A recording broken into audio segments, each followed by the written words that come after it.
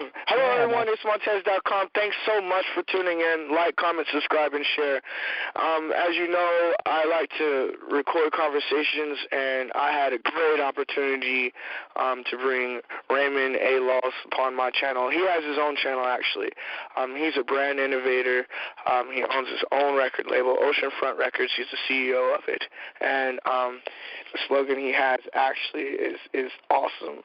Think big, kick ass, take names, and make something. Ray, thanks so much for being on the phone today. I just wanted to ask you plenty of questions about what's been going on with your movement of Oceanfront Records, with all the different. I just know you got a whole lot of dimes to drop on everybody, and I'm just thankful to be able to interview you, and thankful for you to be here on the phone today with me. Thanks for being on.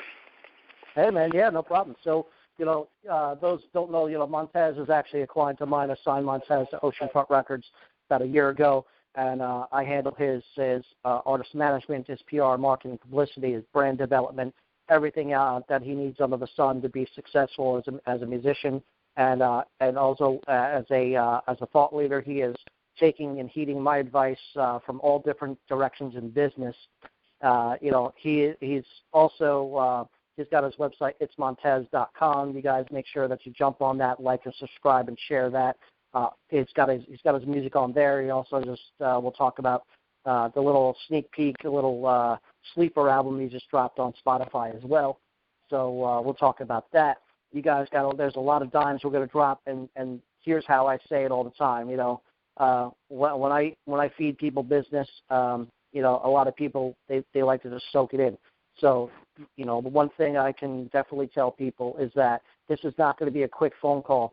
I want you guys to sit down, settle in. We're going to talk business. We're going to tell you straight like it is.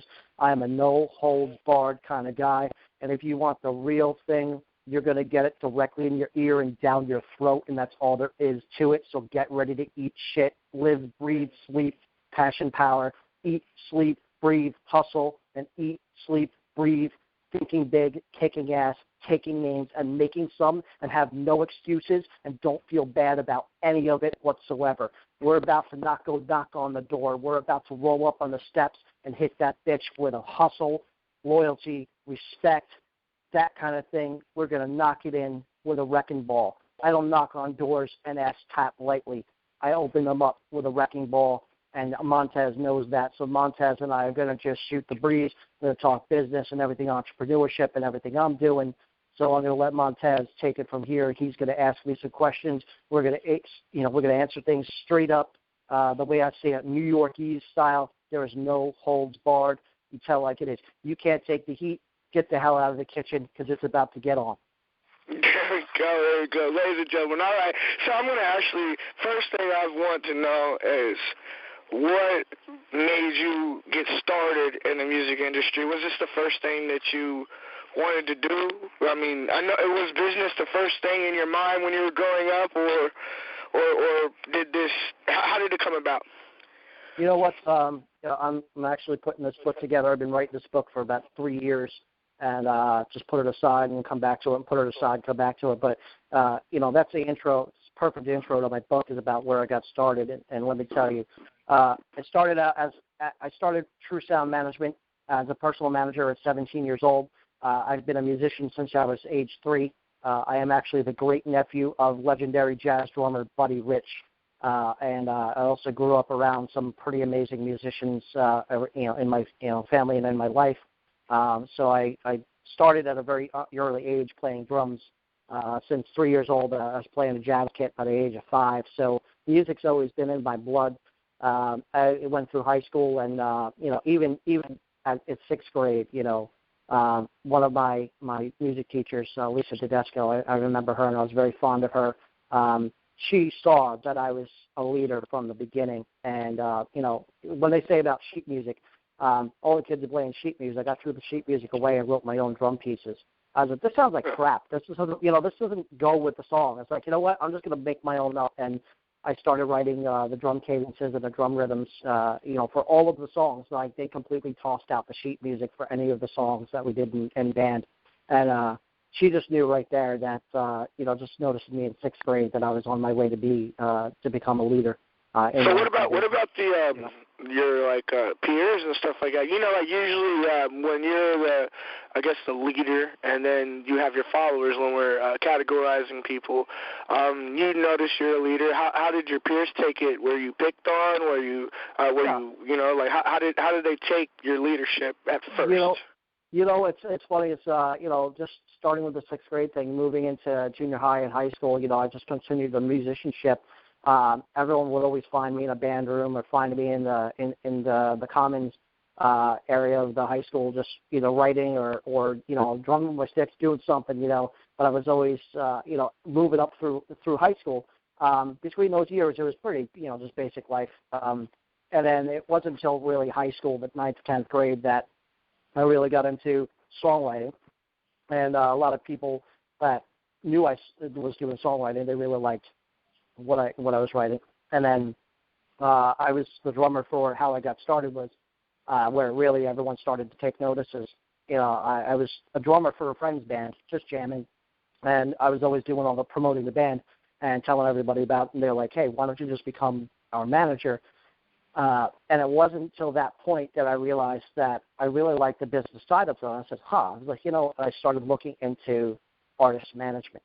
And I started studying that a little bit and realizing, wow, I have a knack for the inside of the business on the flip side of it. And so I stepped away from being the drummer of the band and decided to just help the band, promote the band. And that's now when you stepped away from drumming, though, was it hard to do, or was this all right? Now, once you got that taste of management, it was easy to put away the music and say, I'm going to go towards the business side of things, or was it a struggle? Was that deciding on the career that you were going to go for, I guess? Well, you know what? That's exactly the thing that happened to me. Is I was so busy with other things. I was in athletics and everything else. You're talking about how my peers looked at me. Through those, through the ups and downs. Of course, every kid gets bullied at school or whatever. You have those jocks. You have those people that just. I'll just be honest. There's some people that just aren't right in the head.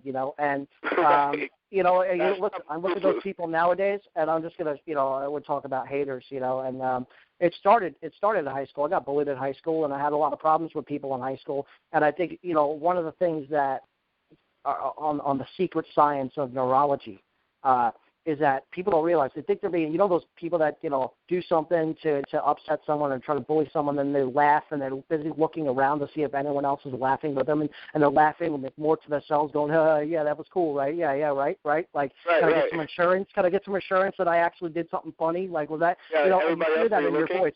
And everyone's looking, going, you're a jackass. Like, and they're all like, whatever, it was cool, And so I had a lot of that. And it's just one of the things is being the drummer is when I started getting into business, people started taking notice as to how smart I really was, and they're like, wow, it's like, how do you know this stuff? It's, you know what? I started studying at an early age. I started reading. I learned this about artist management. I started looking into it. And so people that were involved in music are wanting to become a singer and this and that. All of a sudden, like I remember there's one girl, for an example, who was like the queen of the crop kind of thing and thought she was anyway, and she's a nobody now. I followed her through high school. It turns out that she wanted to be a singer, and then she came to me for help. And I said, don't you recall all this and this and that and the other things that you've said to me, and all of a sudden, because I started to know so-and-so and get involved with the business, all of a sudden you want to connect and be my friend, So that rollover from peers to, from peers that really got involved, it was something interesting. So I saw that changeover. What changed me over getting away from drumming, as I still continued to do it in high school, and outside of high school, I still played here and there, but I really started focusing on the business side of things and started to learn it, and I think that's where things really started to turn. The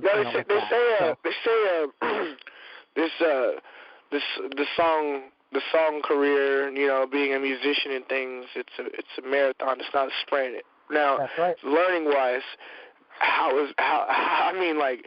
you said you started reading books at like 6 and getting into these things here. Like, what type of material are you reading? Like, what can you share with some of my listeners, your listeners? What material can we begin to read? You know what? I started reading music business books at 16. 16 and almost 17. The very first book that I tell people to pick up ever is a book called This Business of Artist Management. If you want to be an artist manager. Now, the book has changed every year. They update it every year. But it was the very first book when I searched books about artist management. I went to the library. I found this book on This Business of Artist Management. And it told me a lot about the business and how to get started, all that kind of stuff. So I started reading that. I could get more into the next chapter of what happened after the fact of 17, and I started really just hooked up with someone really pretty amazing that became my mentor and taught me a lot. I learned a lot under the wing of one of the Could you drop us a dime on who the mentor is? I tell you what, maybe I'll have to let you guys search around for that, and check out a little preview of the book. But I want to surprise some people like that. But I can tell you that it was at the time it was the president and CEO of Sony Music Entertainment and his lovely now wife. Wife that they eventually got married, and now they're divorced. But like I said, there's some people that I came into my path that really taught me about music business. And as you know, I don't name drop. But you guys can do some research and find out just by reading my bio, and then it'll be in my book as well. So. Well, so when you're meeting with people, I'm just so into this whole because when business heads gets together, and when you're meeting them, a lot of times, say you have someone that isn't on the day-to-day doing things, maybe a famous person versus someone who's an upcoming artist. The upcoming artist meets the famous person, and they just bug out, like, oh, my gosh, I can't believe it, So when you are going through the transition and you're 17, you get this great mentor. What was it feeling like? Like, can you explain it for us? Like, what was that like? You know what? It's and there's more just learning. I had the opportunity to learn, and through learning through them, I get to meet a lot of people, and that's how I really started building my business connections. So, really quick, that was still in high school, as a senior in high school, and it was really just at that time that, again, the book that I'm putting together talks all about that, and it talks about how, when all my peers and people at school were busy partying and smoking pot and drinking on the beach, and it was like the most exciting thing on the weekend to do.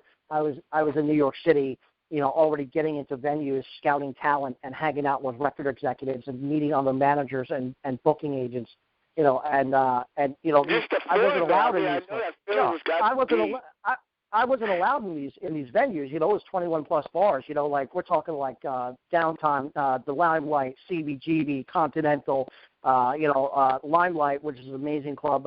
It was just one of those places where I really got to meet a lot of people and hang out with a lot of old haunts that are still around today. But it's something, again, that's where I got that start, and that's where I learned. So I learned not only from this gentleman, and on a business perspective, but I got to see inside the music business and really get a taste for and get to meet a lot of key people, and that's really what set my career off with building relationships. And the one thing I could tell you before you just ask your next question, the key element is about building relationships.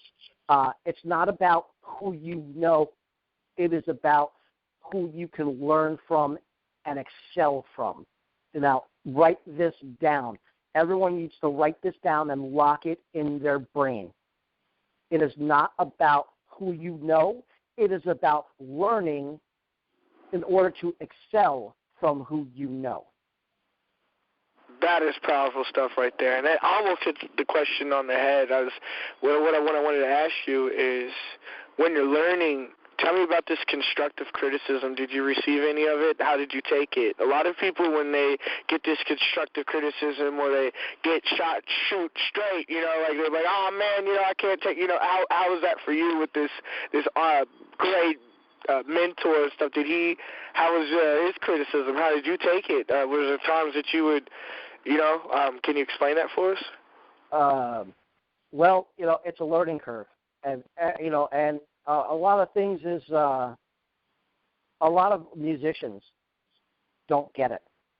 They don't because they're so busy being told. Well, first of all, they think that they're the greatest thing since sliced bread, and every single thing that they record and write and put and whatever they think is the greatest thing since sliced bread, and then they get offended and like they want to blow up the world. The first time someone tells them that the shit sucks. And they don't, So this is what artist management teaches, and anyone that is willing to learn and listen, they understand that not everyone is going to love your stuff. There's people that are going to, hate you and love you, and that's just the way musicians are so focused, and this is, in business as a whole too. People are so focused on that everyone's going to love it. They don't think about the other side of what if someone hates it. And then they get offended and they start defending themselves, and it's like, whoa. Let me tell you something. I know Clive Davis very well. You want a dime? Okay, I got to know Clive Davis. I've known Clive Davis for 20 years of my life. I put 40 artists in front of Clive Davis. He never signed one of them. He thought they all sucked. Ladies and gentlemen, put that down in your pig tank.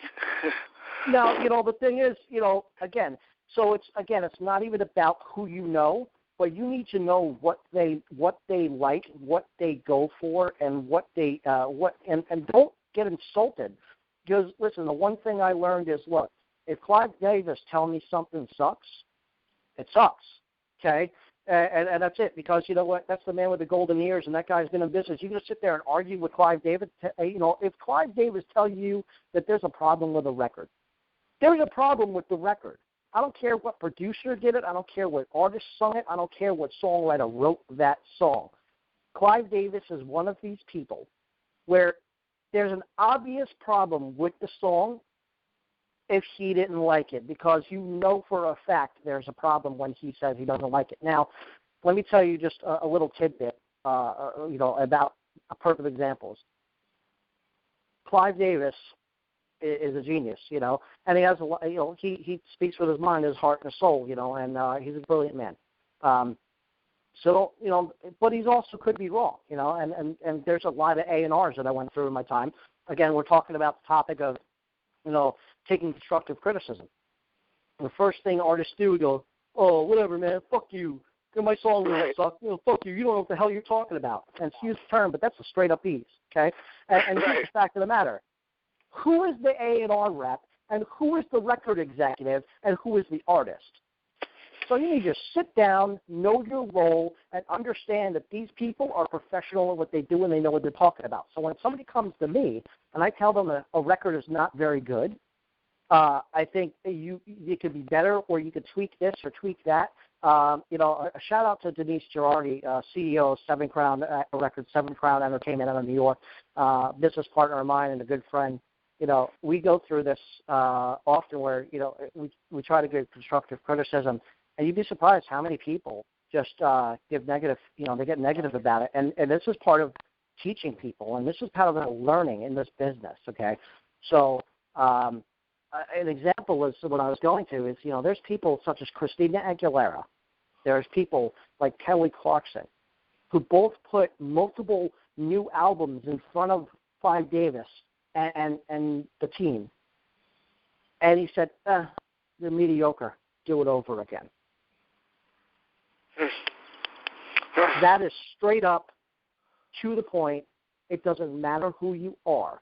If something is terrible and he knows it can be better, don't be like, well, I'm so-and-so and I'm a superstar. And you know what? Those people that act like that haven't even played a backyard barbecue yet, and they think they're ready to play the garden. You need to check yourself, and you need to sit down, and you need to listen to experts in this business. Because if you do not, you're going nowhere really, really fast. And if you continue the mentality, well, this is within not even just the music business, but the entertainment business and business as a whole, just because someone thinks, if you're a tech startup and just because someone thinks that your app isn't very good, but the guy, it's coming from someone like Bill Gates. Guess what? Your app sucks. Don't think otherwise. Trash it. Rebrand it. Right. If he's the professor and you might as well listen to it, right? Don't. Right. Right. And then you got people like Ashton Kutcher. You know, Ashton Kutcher is, a lot of people don't realize he invests in a lot of tech. You know, he's a smart guy. You know, so a lot of people don't know, besides being an actor and a really funny guy and a really sweet, kind, loving human being. But he invests in a lot of tech. You know, so it's one of those things where it's like, if you're going to him to be an investor, or you're going to anyone to be an investor, don't think they don't know what they're talking about if they tell you that something's terrible just because of their current career. You know, you're going to them for their brilliance and for their mindset, not because of their job title. Right, you should be thankful that they shot you straight. Right. So, you know, at the end of it, like I said, at the end of the day, it's all about listening. The key word, and Richard Branson says this a lot, okay, and this is in business as a whole. Shut up and listen, and you will succeed beyond your wildest dreams. Shut up and listen. Take advice. Ladies and gentlemen, we just dropped another dime for you. Shut up and listen. Put that in the piggy bank. That's right. That's exactly it. You know, and you can actually rack that up to $1 million check. Shut up and listen. Listen to people that know what they're talking about. If you don't want an honest answer, don't ask the question. Or if you ask the question, expect an honest answer. Don't expect just the answer that you want to hear and then get offended about it when someone says something differently. You know, it's just the same concept. And I'll go back to this as a perfect example. I'm in the A&R at Epic Records. I'm sitting down with the CEO at the time, David Glue. David Glue loves this band. Wants me to go take it to Mike over in A&R, head of A&R. Go and take it over to Mike. He says, yeah, tell Mike to sign this. I go sit down. I listen, you know, I said, Mike, you know, he told me to come see you. He really wants to sign this band to Epic. You know, let's sit down and work out. He wants you to A&R it. He listened to it. Right. He's like, what, are you kidding me? He's like, you guys fucking suck. I go, I'm not going to sign this. Just like that. And I walked in and I went, what, are you kidding me? And then now, here's the difference. Again, pay attention, people. Golden ears. Okay? And this is where some people are right, some people are wrong. Okay? So just because someone does tell you that something is not good doesn't necessarily mean that it's absolutely terrible, and everyone thinks that way. Everyone has their own opinion, and it's where it comes down to this business. You can catch someone on a bad day, or you can catch someone on a great day, or you can, you know, your music could either be great or not great, or your idea could be absolutely fantastic or not fantastic. It really comes down to personal opinion. And, you know, I use a lot of analogies. So you say it like this. Look, not all people like seafood, you know, but don't get, you know, those people that get bent out of shape when you're like, oh, I don't like fish. And they're like, oh, my God, are you crazy? You're ridiculous. This is stupid. You're stupid. You don't like fish? Like, right. Look, you know, I don't sit around and eat snails and fish eggs, you know, like caviar and stuff. You know, I don't like seafood, you know. So it's an example. Just because someone doesn't like seafood doesn't mean that it's terrible for everybody. So, you know, you look at this way, the music business and with music and with business ideas as a whole. So I'm back to this A&R. So I'm in the A&R, and this guy Mike says, you know, what are you fucking kidding me? This thing sucks. I'm not going to sign that. And I went, but Dave wants you to sign it. Dave wants it signed. He wants you to A&R. He goes, I'm not touching that. And as we're having this conversation, in the next cubicle next to him, another A&R is like, dude, what are you kidding me? That band is amazing. What the hell is wrong with you? Your ears broken today? You know, that band's going to blow the hell up. You know, I'll sign that right now. Let's rock it out. $1.5 million signing bonus later in 10 minutes. You know what that A&R guy is? I walked back into Dave's office, told him what the situation was. He didn't work there the next day. Done. Shameful. Okay? So when the boss tells you, I don't care if you like it or not, the boss knows. The boss is running the label. He knows what he wants on his label. Okay? You work for him. So whether you like it or not, an A&R has to like it, and they have to be behind the record. But there comes a point where when the president of the label says, sign this and I want you to work on this project, you just do it. Anyway, that guy ended up leaving. He consequently, over the next couple of years, started his own independent label.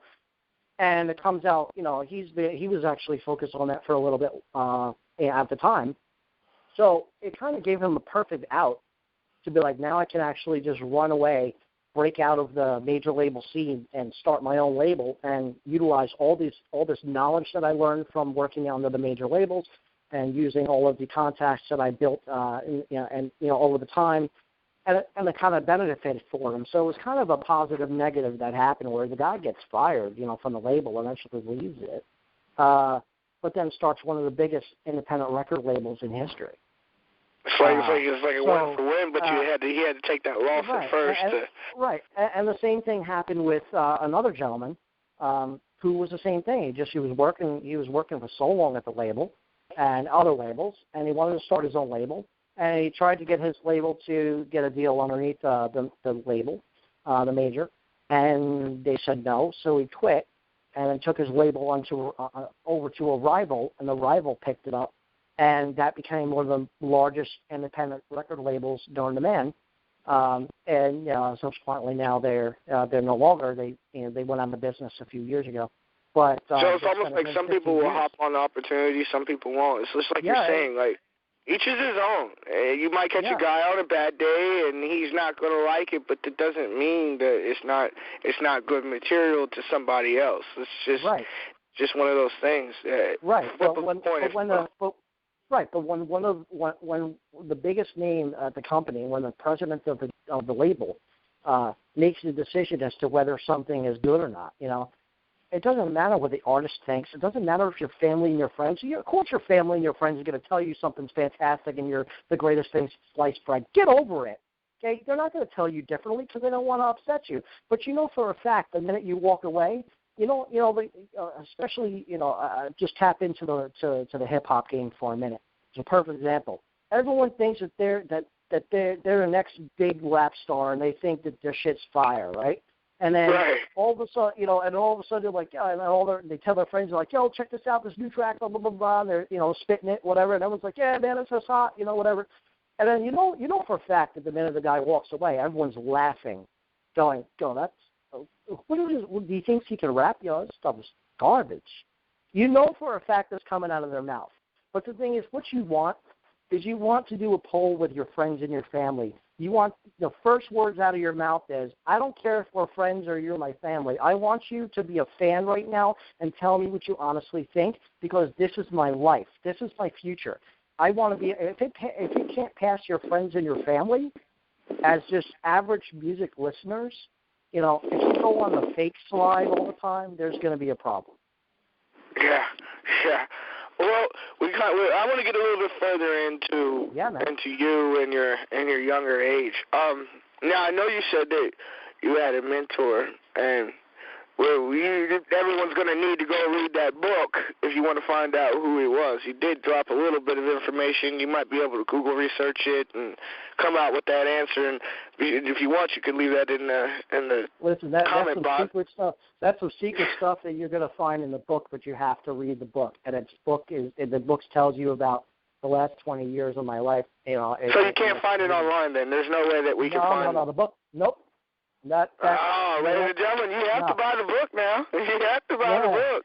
I don't drop down like that. But listen, if you want to know, if you want to get inside, look, the business, in this business, this whole book, is all about, my life in the last 20 years, and it talks about, confessions of an inside man. So if you want to get some of those confessions and you want to be able to get them, in your ears and in your eyes, you're going to have to read that book. You're going to have to wait. But in the meantime, you guys can follow my website. Go to my website at raymonddelos.com. You can follow me on Twitter at PowerTrep. It's Trep, like not trip, take a vacation trip. It's PowerTrep. A lot of people get them and say Trep, entrepreneurs. Entrepreneurs know that Trep is short for entrepreneurs. Okay, so you guys can go and follow and you want to continue to follow where I'm at right now, jump on my Twitter jump on my, I might friend you on Facebook. I only got 34 people. We'll get into that in a minute. That's actually a great topic to bring up, is about the Facebook friends list. It really is. It really is, because when I get cracked on for it, and I got cracked on for it, and I shove knowledge down people's throat, and they're like, oh, and they're like, yeah, oh, how's that feel? So we'll talk about that, but for now, everyone jump on RaymondLowe's.com. You can follow me on Twitter. You can jump on, all my links are there for LinkedIn, and also for my Instagram. Jump on my Instagram. Guys, I'm doing a lot of stuff with Instagram. It's such a powerful, powerful, powerful tool, and people are using it all wrong. It's not about taking a picture and just posting it, You have to interact. You can interact with people. You can talk. You can post as long as you want. There's a lot of great things you can do with Instagram. So, guys, if you're not using Instagram as an artist or as an entrepreneur or as a business person, there's a problem. You know what? Snapchat is building to the same level, but the one thing I don't like about Snapchat is that stuff disappears. So it's kind of like, yeah, it's now, but then the people that you want to learn about that info, it disappears. So yeah, Gary Vaynerchuk speaks a whole bunch about Snapchat and how it works and things like that, right. and the connections and things. But you say that you feel as if Instagram is a little bit better than Snapchat then. Well, you know what? The thing is that they're all great tools to have. But like I said, I spend more time doing, if you're going to spend time, look, time is of the essence. Time is money. Right. As you know, of all things, all too well, that, man, my time is like, my clock is 18 hours a day at times, but, I'd rather spend my time making sure that my posts are getting seen on Instagram, and then have to do another one of the same thing on Snapchat, like when I do my video posts, my quick things, even with my YouTube and Snapchat. The difference with that is you can post a video on YouTube, it stays there. Snapchat's only there for 24 hours, it disappears. And the same thing with Instagram. You can do a video on Instagram, it's 10 seconds versus Snapchat's 10 seconds, right? But Instagram, it stays there. So when people are going through the Instagram, the whole purpose for them to go through Instagram is to find your stuff, like the story thing going on with Snapchat. Again, brilliant brand, but at the same time, I see it. Gary V, shout out to Gary Vaynerchuk, CEO, founder of VaynerMedia, Wine Library. The guy's a genius, okay? And again, you want someone to tell you straight up like it is, you guys get on Gary V. It's at Gary V, V-E-E, Gary V, okay? Follow at Gary V on Twitter, at Gary V on Facebook, at Gary V, all over the place, every social platform, of course, the Snapchat too. He's all about talking about the stories all the time, and his genius thing about the stories, and about now about all the new filters and the custom filters that are coming in. Those are all fantastic things. But the problem is, what I have is that it wastes my time because it disappears. You can't keep it there. Right. I want to be able to have somebody come back. Right. Don't visit my Snapchat, even though you're not going to see anything I've done since, yesterday. It's already gone. That to me is it's kind of a waste of my time, because I could spend that energy doubling up on Instagram, Twitter, and Facebook. Twitter's coming back. Yeah, it's having a little bit of a problem, but that's what happened. They fired the CEO. The original founder came in and took over the CEO position recently. So he'll be back. There goes some more dimes, ladies and gentlemen.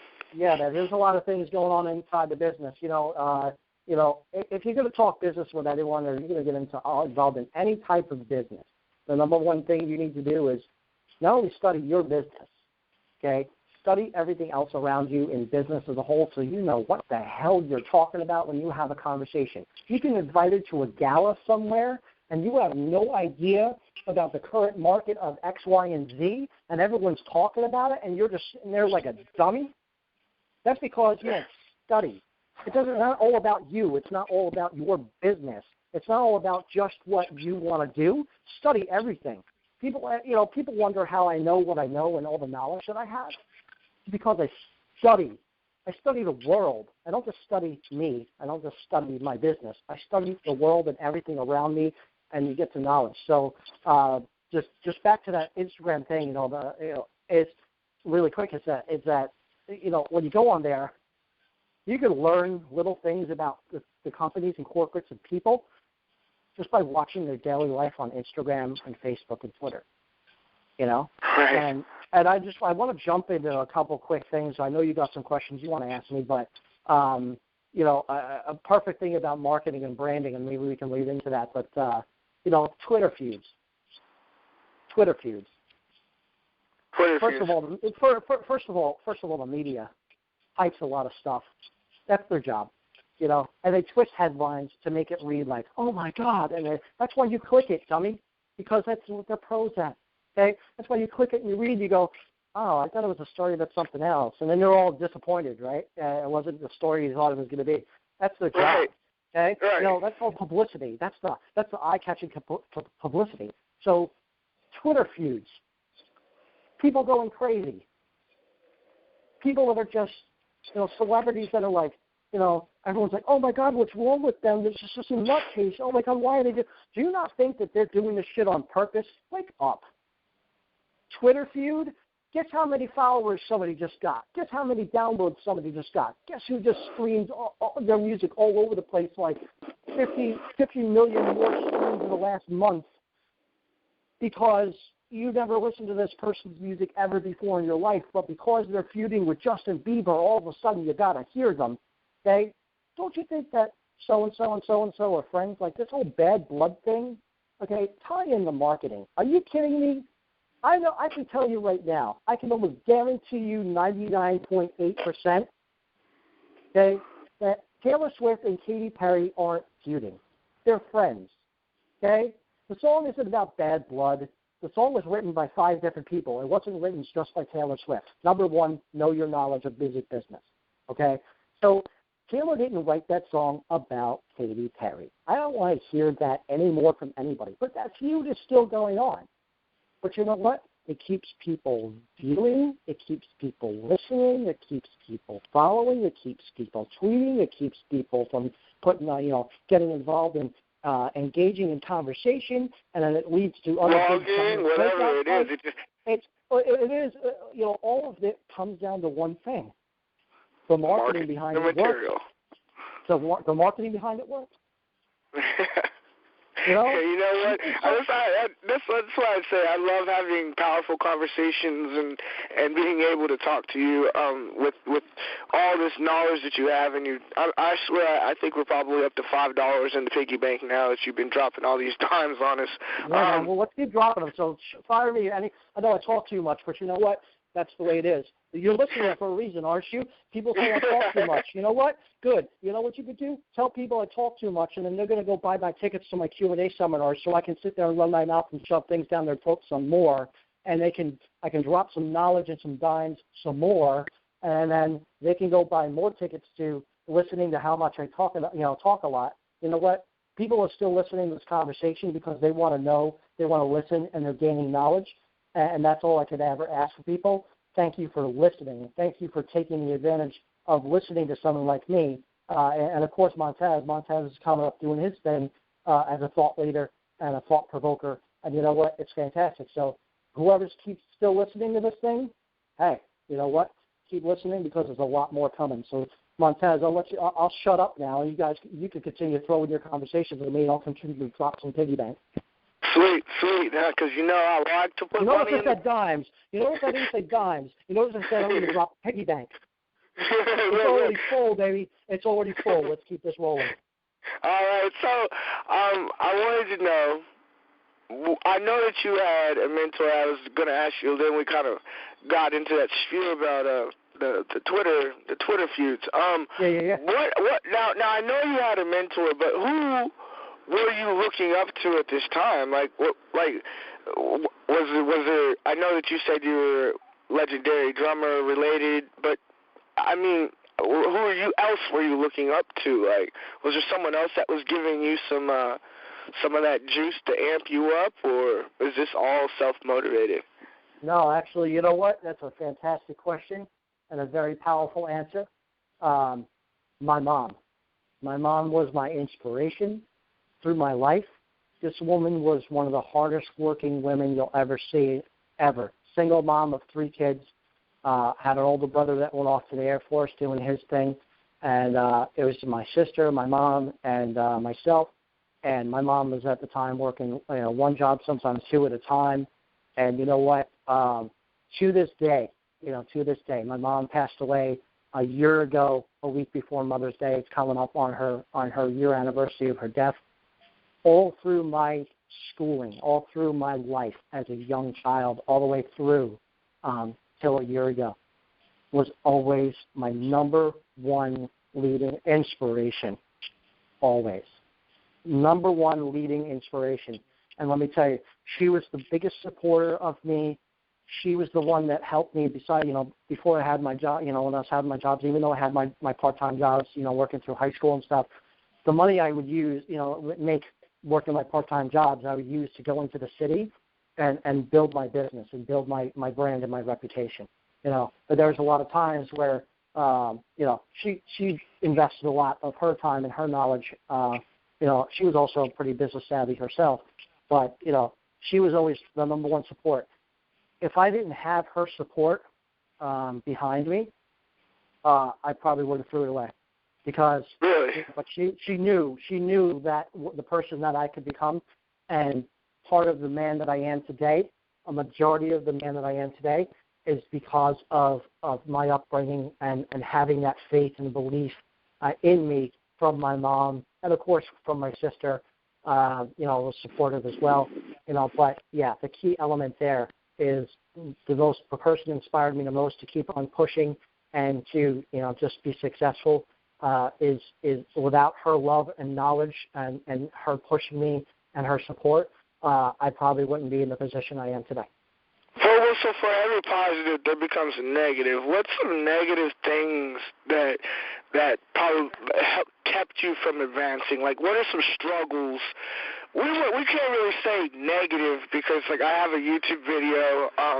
Sometimes you learn, sometimes you win, and sometimes you learn. We don't ever lose. We're not losing. But can you share with us some of the struggles that you had to go through within all this? Like, I'm sure they're epic, but can you share a few of them with us? Oh, dude, man, you know what? It's every day is a struggle with something. There's always something there's always a speed bump that holds you back, or you're so close to something, and then all of a sudden someone just puts up that brick wall. And it's like, well, shit, there's no way around that, and I can't climb that. It's just, it is what it is. So you got to recognize what a struggle is, and you got to recognize when a blockade is, and you got to recognize when a truth, a straight up business truth of, look, this isn't working, just throw it away, and recycle it, and turn it into energy into something else. Right. So when you have those abilities, when you talk about struggles, every day you're going to go through that. So as coming up in business from when I first started out to even where I am now, you're going to have those roadblocks. You're going to have people that think your ideas are terrible. You're going to think that there's people that are not going to want to support you. They're not going to want to invest in you, whatever the case is. I've got a ton of people, again, back to those haters, a ton of people that don't want to work with me just because they heard negative things about me. You know what? There's answers for everything, but the straight-up truth is this. I'll get into a couple of those tidbits, struggles in a second. But the tidbit is with this, to answer about that, is very simple. It's okay if you don't want to do business with me. Somebody else is going to earn your money and gain your success. What you always say, what's the slogan you always say? Big minds work together. Oh, yes. I know you know it. I know you know what it is. I know that you love it. Guys, I know that Montez loves it. And some people have said to me that, damn, that's harsh, or damn, you shouldn't say that. You know what? I should say it straight up ease, okay? Great minds build empires. Small minds mop their floors. Remember it, write it down, stick it in your brain. Now that there, I'll say it again, Montez. Listen, I'll say it again. Write this down, and you can see it's on my website too. You guys can read that too, and again, go to the website and see everything I'm building. Okay, great minds build empires. Small minds mop their floors. And it's not about being negative. It's about fact. Sad. You know what? That's the thing is a lot of people, once you again that constructive criticism, that here, let me tell you what this really is. A lot of people they just can't take it. But that slogan, that you came up with that, by the way, or? Yes, I did. It's one of my key quotes. Look, so that slogan, it just really puts I guess the impression you might say hits the nail right on top of the head with a hammer. I mean, if you're not doing something, then you need to be doing something, or you're going to be working for someone. You know, so. Jeez Louise. All right, so I've got a few more questions for you. Tell me a little bit about the Stream Hamptons. I'm currently we're talking about possibly I might be able to get involved in that. Tell my viewers, tell your viewers, our listeners, what's this about? So Stream Hamptons, you know, I can't see a show of hands because this is a conversation, but I can almost imagine a show of hands across the globe. How many people hate your cable company right now? I'll just wait for everyone to sit there and just nod, go, Yeah. Man, I'm ripping you off, right? So anyway, so check this out. And then every month it seems to keep going up. And it's like, but they're not getting anything, you know. So Stream Hamptons came about because it was originally Hamptonites TV. And here's what we get here. We'll tell you about where it came about and what it developed into. Guys, this is a perfect example of what I'm talking about rebranding and always building and always growing and always, you know, using knowledge to your power. You know, it's, you know, the littlest setback could lead to the biggest success. Okay, so Stream Hamptons, let me tell you the history and the story behind that. Very nice. All right, so Stream Hamptons was originally a concept called Hamptonites TV. Now, guys, I'm from the Hamptons, east end of Long Island. Regardless of people that don't want to believe that, y'all can just, you know, scratch. You know, just a little tidbit for, you know, some people Montez and I have talked about. You know, but I'm from the Hamptons, born and raised, been there a majority of my life, and here today. You know, and we had a channel called Hamptons TV. Now, Hamptons TV is basically a cable channel. It's more of one of the channels that's, you know, off channels, just a local channel, whatever. But they show a lot of content that is really not Hamptons related. So I started developing a couple of TV shows. The first show I developed was called Hamptonites. Now, where the name Hamptonites comes from, by the way, is I say I'm in the Hamptons. People that don't know about the Hamptons, local people from the Hamptons, and even people that come to visit, people that spend time in the Hamptons, are known as Hamptonites. You know, so just like, you know, people who live in New York are known as New Yorkers. You know, it's simple. So Hamptonites, Hamptons TV, I'd come up with a show called Hamptonites, and I wanted to showcase real life in the Hamptons, real life, not this fake, you know, everyone's just in the summer and the parties and the rich and the famous and, you know, summertime life, you know, whatever.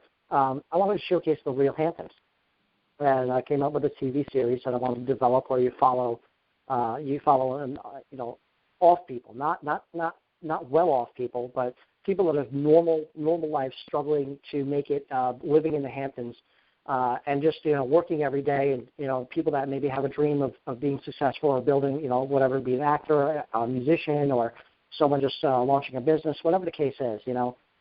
You guys can check out Hamptonites, the TV series, on Stream Hamptons website. You'll see that. I'll drop that for you. You guys can drop that logo in, Montez. You can drop that link in. But, you know, so Hamptonites TV, I think, you know, it became from Hamptons TV, which I pitched the show to, and Hamptons TV first, you know, they wouldn't get back to me, and then they took forever. Then I threw down, at the time I also threw, there's another network. This is a perfect example of small minds mop the floors, okay? So I I took this idea to Hamptons TV, which showed nothing about the Hamptons except for a couple of shows here and there that were like live, like film live events and stuff. Right. And that was it, right? So anyway, so I took the show to them, and you know, I took the concept and idea of a show. I said, listen, I have a show I'm developing. I want to have it, you know, I want to produce it and have it on Hamptons TV. It's about real life in the Hamptons, you know, 24/7. You know, and they're like, well, that's not something that's going to fit our network. I'm like, wait, so you're a Hamptons-based TV channel that doesn't showcase a lot of stuff relating to the Hamptons in the first place. I have something I want you to actually, an actual TV series I want you to showcase on Hamptons TV that's about Hamptons life, a reality show about Hamptons life, and you're telling me it's not going to fit your network? You know, and they're like, right, it doesn't make sense. So I said, you know what? I was like, all right, whatever. You know, and I was like, boy, that's the most odd thing, you know. So anyway, there was another network at the time called Plum TV, and I went to Plum TV. Plum TV was a newer network that was actually showcasing a lot of Hamptons life, but it was more like the upscale stuff. And they also had channels in Aspen and Martha's Vineyard and down in Miami, you know, a couple other spots. And it was more focused on the affluent life. So when they had their Hamptons channel, it was more about, you know, the art museums and about this artist and this la-di-da stuff, whatever. And I'm like, you know, going to this restaurant that's, you know, $1,500 a bottle of wine, you know, blah, blah, blah. I'm like, you know what? People want to see real life in the Hamptons. You know, they want to see what it's really like, you know. So I pitched the show to the president of the network for Plum TV, and he says the same thing. He says, well, it's not really something I would fit. I mean, I said, it's about Hamptons life. How does it not fit your Hamptons-based channel that's all about Hamptons life? Yeah. You know, and I just sat there and I said, and this is when it sparked. And I said, all right, you know what then? I was like, that's cool. I said, you know what? I have like 6 other shows that I developed, but if you don't want to put them on your network, that could bring you viewership, which I know is tanking like hell, that's cool. That's fine. That's whatever. It's like, I'm just going to build my own network. And he's like, oh, you think it's going to be that easy? I said, yep, it is. I was like, because you know what? There was so much more to it, and we'll talk in business about some other stuff, but it's about, I don't give all the tidbits away. Never give all your tidbits away. Always have an ace in your back pocket, you know. I want people to pay attention. You know, I want people to react based on how they feel honestly about something without having a reason to feel strictly positive about it. You know what I mean? So, you know what I mean? So anyway, long story short, I did some rebranding. I said, fuck it. I'm going to actually build my own TV network, and I'm going to run it right against, you know, compared to Hamptons TV. I said, Hamptonites TV, this whole concept was all about Hamptonites. It's all about local life. It's all about Hamptonites life, real life in the Hamptons, 24/7, 365. So I created... What's going on every type of thing. Yeah. So, right. So I decided to... So I just decided to create Hamptonites TV as a network. Anyway, over the course of trying to get funding for production and developing other shows and that kind of thing, as well as, you know, still being in the music business and doing my thing, it just developed into becoming Hamptons Hamptons TV network. That I said, you know what, with all the streaming taking effect and Netflix coming in and Hulu and all that stuff coming in, and really things picking up in the last 2 years. With both networks plus Crackle, and now with the cable companies, here we are now with the cable companies and some of the cable channels that are starting to go a la carte like everyone's been trying to get them to, because the cable companies don't want to agree with them on certain things. Channels like CBS and HBO started offering their channels direct without needing to have a cable subscription in any way. You could subscribe directly to their own website, and you could get HBO and CBS for CBS is like $5.99 a month, and you can get CBS without having cable at all, antenna. It's all strictly online through their website, and HBO slowly started doing that.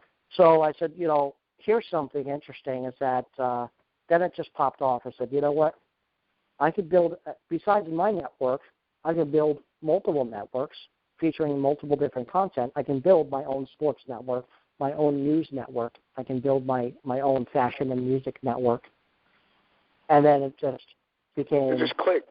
It just clicked. I said, you know what? I was like, if I could get some of those other networks involved and feature their channels, I could build the world's first global streaming cable TV company. So now what Stream Hamptons has become is Stream Hamptons is now developed and rebranded into the world's first global cable TV service in streaming format. There it goes. Okay. There So, it goes, and the concept is very simple. All these streaming networks now, not only just your local, like you're in Kentucky, right? So you have a certain cable company that everyone uses or whatever. It's like the only cable company everyone could use, like Comcast or Time Warner or whatever the hell it is, right? Your BB tail. Okay, all right, cool. So here's the thing.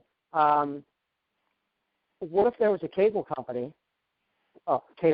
less company, right? It's a it's a cable company, cable TV format and streaming format, right? But not just features the major networks, but features every streaming channel that's possibility of streaming, which includes other networks from other countries, all under one web base. So when you go to Stream Hamptons, and we pick up networks, not only am I going to have Hamptonites TV there as my network, and then my sports network and my news network, but then I'm also going to be tapping into people like ESPN, ABC, CBS, all the major networks that all have the streaming capabilities now, and embed their site. We can embed their site into Stream Hampton's website. And then there's also the same thing. I can go after Netflix and Hulu and Crackle and get them involved because they're streaming channels. So any kind of network that has the streaming capability will have the ability to become a partner network of Stream Hamptons, and then you'll never have to leave the Stream Hamptons website. You can flip over to ABC, CBS, Fox, go watch FS1, then swing over to TNT and watch TNT, watch Hamptonites TV, and then you could go over to someone's who wants an individual channel, a network channel page. You could go to everyone's channel page without ever going to their actual site and without going to separate apps. You could stay on the one. All right there, all in one spot. All right there on one spot. Like when you go grocery shopping, you can pick up all your stuff right here. Bingo. Now the thing is, guys, about Montez, what Montez was talking about is, with this ability, I have the ability to feature someone's YouTube channel directly alongside ABC and CBS on their own channel page. So anyone with a YouTube can have their own channel page built into Stream Hamptons and feature their content as a channel under Stream Hamptons. And same thing goes for anyone if they have a particular website, if all their content is within their website. I can embed their website directly into the Stream Hamptons website. They can have their own page as a featured network under Stream Hamptons, and that's discovery right there. I mean, absolutely. But the same thing is even with the U.S. channels, with ABC, CBS, all the main network channels, right? Then I could go after like London. Like the UK has T4 is the name of their main channel. Like T4 is kind of a mix of different shows. T4 can be featured. Just so you've got ABC, CBS, T4, Montez McCabish. People like I'm going to be tapping into Gary Vee, tapping into thought leader Bryant McGill and his lovely wife Jenny, tapping in to see if they want to include their network, their Simple Reminders network, and BryantMcGill.com into there. So there's so many options that anyone that has streaming content can have. Is it just for entrepreneurs, or is it for anybody? Or Yeah, I'm sorry. No, go ahead. That's the question. Is it for just entrepreneurs? Is it for? I mean, what about people that maybe hair salons or something like this? Or can anyone apply for this? No, it's a cable company. So you have to have streaming content to have a streaming channel, to have a channel page on Stream Hampton. That's the whole concept of it. Right. However, if someone has a hair salon or something like that, they want to advertise, then they could hook up with other channels. We could advertise their hair salon on certain spots or certain channels where there's a space for advertisement. That's where you partner in the advertisement. If it's like if there's a channel like the Fashion Network, if the Fashion Network has a channel, then we would, the common sense would be to advertise that hair salon on the Fashion Network channel's page. This is true. This is true. All right. Actually, I wanted to ask you, since you were talking, this is like a 5-year project. I think you said, right? 5 years about. Yeah. Building. Yeah. It's all about building. So within these 5 years, how are you knowing about all this other stuff that's coming up, like Hulu, Netflix? How did you? I know you said you studied, but could you possibly give us a dime? Like, where could other people go to find out what's coming up next? Like, what's the next? Like also as well, we were. I don't know if people look at your Facebook or not, but I look at your Facebook avidly, and you're able to tell people of things that are happening, like when you're pitching to the movies or the next movies that are coming up. What keeps you intact to knowing what's coming up next, or what's the newest app coming up? Can you share some of that info? It's very, very simple. Knowledge is power. So learn your ass off every second that you can. Again, it's not all about just what you're interested in. Learn about everything around you, because then you may never know when you need it in your business knowledge. And it's very simple. You said exactly it. I study. You know what? Every morning I'm up at 5 a.m. From 5 a.m. to 6 a.m. when I'm drinking my coffee, I'm reading Business Insider. I'm reading Entrepreneur Magazine. I'm reading Inc. I'm reading all the articles that are coming in from Wall Street Journal and New York Times. I'm reading content from all over the place, and I'm going on people like Bryant McGill. Bryant McGill is an amazing thought leader, speaker, and New York Times and Wall Street Journal best-selling author. Amazing human being, amazing humanitarian. His wife, Jenny Young, is a phenomenal photographer. They're both actually amazing photographers. Jenny Young is an amazing photographer and, again, thought leader herself. And they are just amazing people.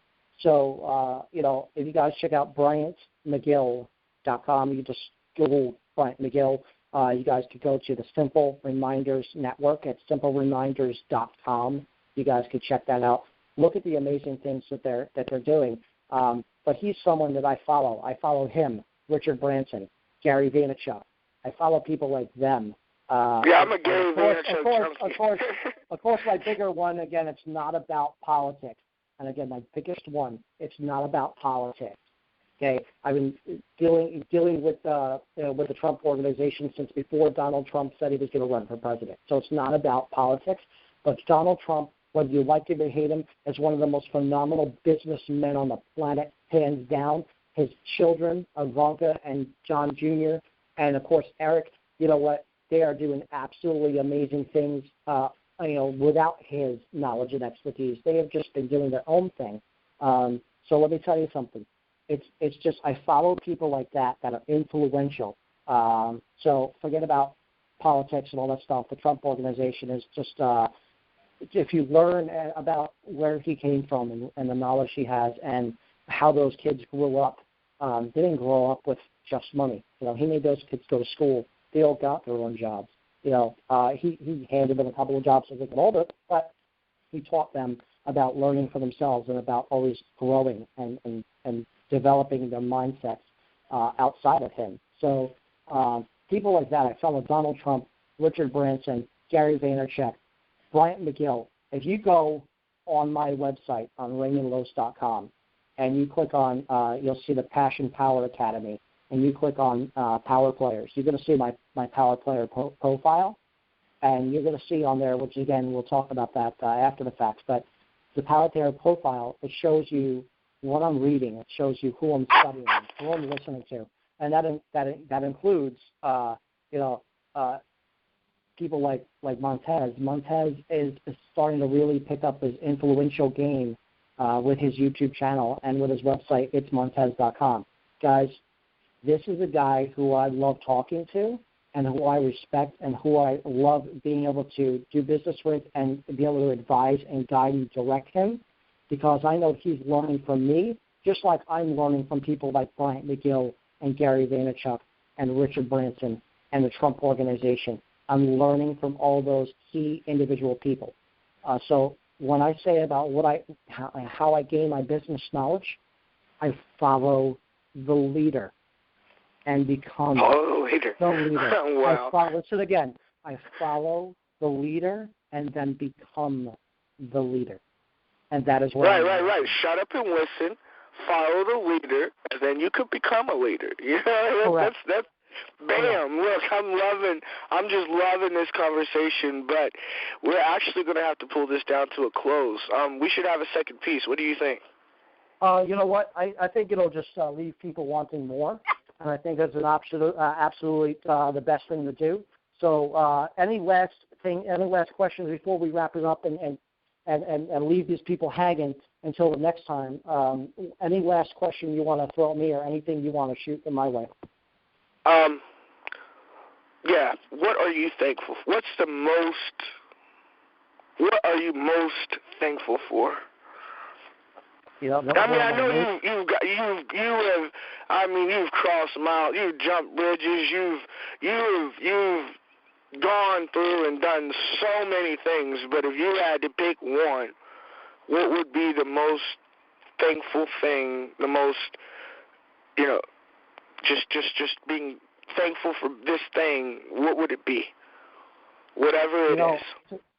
To answer a two-parter, first of all, yes, I've jumped bridges, I've crossed roads, I've run the gamut, but that rope has snapped. That rope has snapped a number of times. And I take chances, I take risks, and the thing is you learn from those risks. So the thing is, two things I am thankful for. First, I am thankful for the fact that I have the ability to learn every day, and that's number one.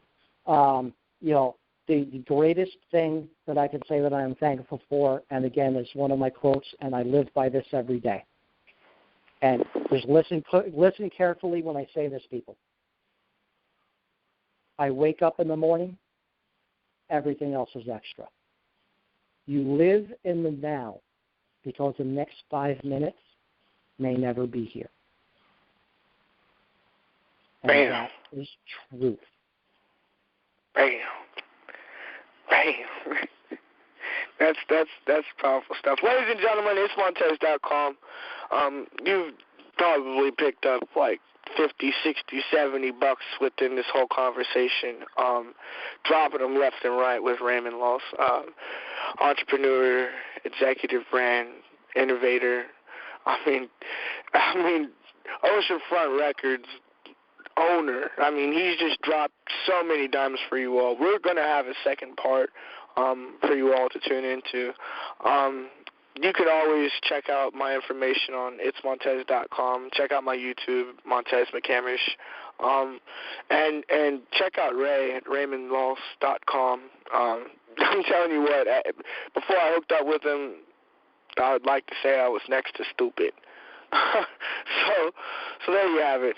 Thanks everyone for tuning in. Thanks for listening. Be sure to share it. Be sure to comment, and be sure to subscribe. If you're not subscribing, then you're not going to keep up. Duh. Thanks so much for tuning in.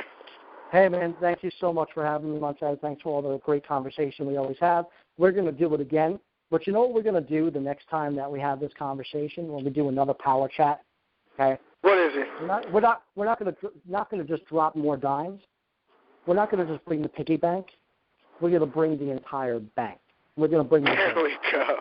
Look. We're bringing the vault next time. That's all it is. It's all. People, I just want to wrap up and say this one thing. Always remember to think big, kick ass, take names, and make some. And number one thing, it's all about the passion power. The passion power. There we go. All about the passion power. Hashtag passion power. Spread it. Share it, like, share, retweet. We'll be on the Twitter. Montez and I will be on Facebook, Twitter, Instagram, and, of course, YouTube. You guys share, like, retweet, and remember, knowledge is power. It's all about the passion power.